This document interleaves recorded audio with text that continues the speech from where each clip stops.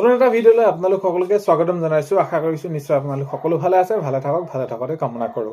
আজি হৈছে 31 জানুৱাৰী। আজি ৰাতিপুৱাৰ কেইটামান খবৰ আপোনালোকলৈ লৈ আহিছো। আপোনালোকে ভিডিঅ'টো শেষলৈকে চাব বুলি আশা কৰিলো। শেষত ভিডিঅ'টো চাই আপোনালোকৰ মতামত কমেণ্টৰ জৰিয়তে জনাব। আৰু এইখিনিতে এটা অনুৰোধ কৰিম, নতুনকৈ যদি চেনেলটোলৈ আহিছে আপোনালোকে ছাবস্ক্ৰাইব কৰাৰ লগতে কাষত থকা বেল আইকনটো প্ৰেছ কৰি অল কৰি থব, যাতে নতুন এটা ভিডিঅ' দিয়াৰ লগে লগে আপোনালোকে আগতীয়াকৈ চাবলৈ পায়। প্ৰথমটো খবৰ হৈছে কংগ্ৰেছে অসমত অনুপ্ৰৱেশকাৰীক দলি চাপাৰি ভোট বেংকৰ ৰাজনীতি কৰিছিল। তো এনেদৰে তেওঁলোকে সেইখিনি কৈছে। তো এতিয়া যিহেতু আগন্তুক 26 নিৰ্বাচন আহি আছে, নিৰ্বাচনী প্ৰচাৰ সেইবিলাক তেনেদৰে চলি আছে নিজ নিজ দলৰ মাজত। আৰু যিহেতু এতিয়া গৃহমন্ত্ৰী ডাঙৰীয়া যোৱাকালি তেনেদৰে আহিছিলে, তেনেদৰে কৈছে যে কংগ্ৰেছে অসমত অনুপ্ৰৱেশকাৰীক দলি চাপাৰি দি ভোট বেংকৰ ৰাজনীতি কৰিছিল। অমিত শ্বাহ ডাঙৰীয়াই তেনেদৰে সেইখিনি মন্তব্য দিছে। নেক্সট খবৰ হৈছে বিজেপি আৰু অখিল গগৈৰ বিৰুদ্ধে বিৰোধী দলৰ প্ৰতি দেৱব্ৰত শইকীয়াৰ প্ৰতিক্ৰিয়া। তো যিহেতু এতিয়া বিৰোধী হিচাপে তেওঁ দলপতি দেৱব্ৰত শইকীয়া ডাঙৰীয়াই তেনেদৰে সেইখিনিতো প্ৰতিক্ৰিয়া প্ৰকাশ কৰিছে। তাৰ সমান্তৰালকৈ অখিল গগৈ ডাঙৰীয়াৰ বিৰুদ্ধে সেইখিনি তেনেদৰে প্ৰতিক্ৰিয়া প্ৰকাশ কৰিছে। আৰু যিহেতু এতিয়া আগন্তুক যি মিত্ৰতা নিৰ্বাচন আহি আছে, মিত্ৰতাক লৈ সেইখিনি তেনেদৰে অখিল গগৈ ডাঙৰীয়াই বিভিন্ন সময়ত বিভিন্নভাৱে কৈ থাকে।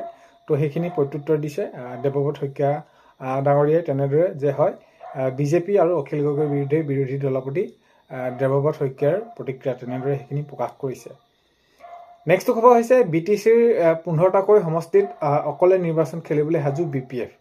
তো এতিয়া যিহেতু নিৰ্বাচন আহি আছে আৰু নিৰ্বাচনৰ প্ৰাক্ক্ষণত এনেদৰে খবৰবিলাক আহি আছে। আৰু বিশেষকৈ এইকেইদিনত এনেকুৱা ধৰণৰ খবৰবিলাকে আহিব, যিহেতু এতিয়া নিৰ্বাচনলৈ বহুত এটা বেছি দিন নাই, মাজত মাত্ৰ আৰু কেইটামান দিন বুলি আপোনালোকে গমেই পাই আছে।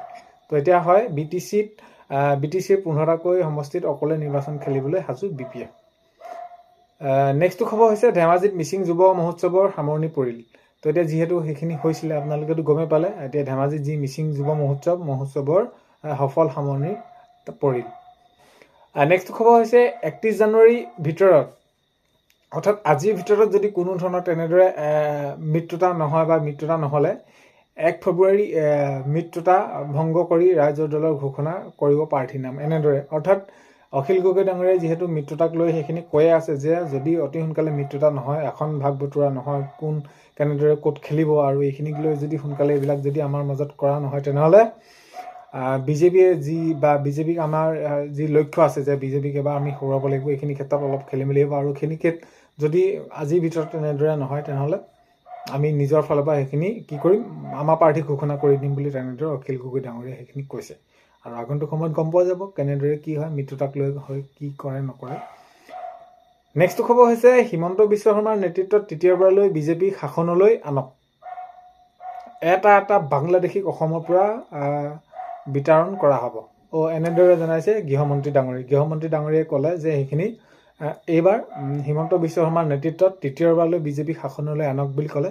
আৰু যদি আনে তেনেহ'লে এটাকৈ বাংলাদেশীক অসমৰ পৰা বিতৰণ কৰা হ'ব। আৰু যিহেতু এতিয়া মাননীয় মুখ্যমন্ত্ৰী মহোদয়ে কৈ আছে যে যিসকলে অবৈধভাৱে তেনেদৰে বেদখল কৰি আছে, তো তেওঁলোককতো সেইখিনি উচ্ছেদ কৰাই হ'ব। আৰু এইখিনি ক্ষেত্ৰলৈ এনেদৰে ক'লে। আৰু বাংলাদেশী ক্ষেত্ৰতো তেনেদৰে কৈছে, মিয়াসকলৰ ক্ষেত্ৰত তেনেদৰে বাংলাদেশী মিয়াসকলৰ। তো তেনেদৰে কৈছে যে এইবাৰ তৃতীয়বাৰলৈ আনক হিমন্ত বিশ্ব শৰ্মা ডাঙৰীয়াৰ বিজেপি শাসন। তো তেনেদৰে আমি যি বাংলাদেশী আছে তেওঁলোকক বিতৰণ কৰিম বুলি কৰা হৈছে, গৃহমন্ত্ৰী ডাঙৰীয়াই তেনেদৰে কৈছে।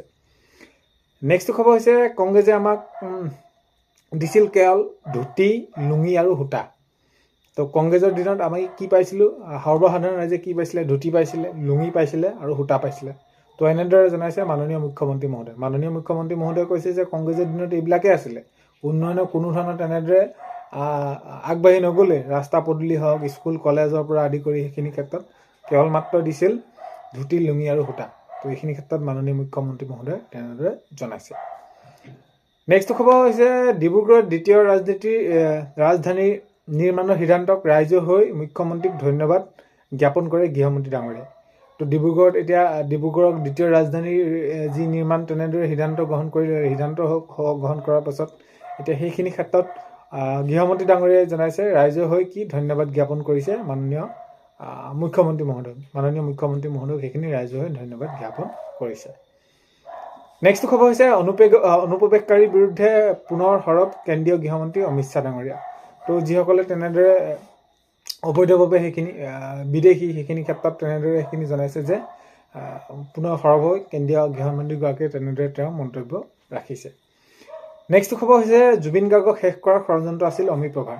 তো এতিয়া যিহেতু এইখিনি ক্ষেত্ৰত আপোনালোকে খবৰবিলাক পাই আছে, যিদৰে তেওঁলোকক হত্যা কৰা হ'ল, জুবিন গাৰ্গক হত্যা কৰা হ'ল, কেনেদৰে জড়িত হৈ আছিলে, আৰু এইখিনি ক্ষেত্ৰত আমি সকলোৱে বিচাৰিছিলোঁ যে দুখীয়া কচুতকৈ কচুৰ শাস্তি পাব লাগে। তো এনে এটা পৰ্যায়ত লৈ গ'ল। তো এইখিনি ক্ষেত্ৰত যিহেতু বিচাৰ প্ৰক্ৰিয়া চলি আছে, আৰু তাৰ মাজতে এইখিনি তেনেদৰে জনাইছে অধিবক্তাসকলে যে জুবিন গাৰ্গক শেষ কৰাৰ ষড়যন্ত্ৰ আছিল অমিত প্ৰভাৰে, এনেদৰে জনাইছে।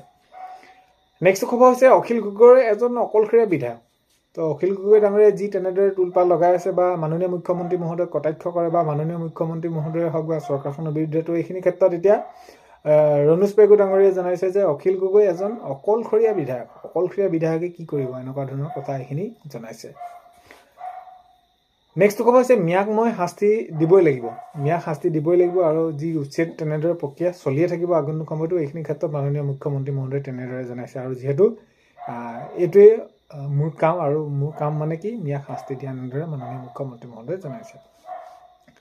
নেক্সট খবৰ হৈছে এইবাৰ আক্ৰাছুৰ শ্লোগান নো ST নো ভোট। তো হয়, এইবাৰ আক্ৰাছুৰ শ্লোগান নো ST নো ভোট। বঙাইগাঁৱত আক্ৰাছুৰ সংবাদমেল, তেনেদৰে তেওঁলোকে সংবাদমেল অনুষ্ঠান কৰিছে। সেইখিনি ক্ষেত্ৰত সংবাদমেল সম্বোধন কৰিছে। এইবাৰ আক্ৰাছুৰ শ্লোগান নো ST নো ভোট, বঙাইগাঁৱত আক্ৰাছুৰ সংবাদমেল।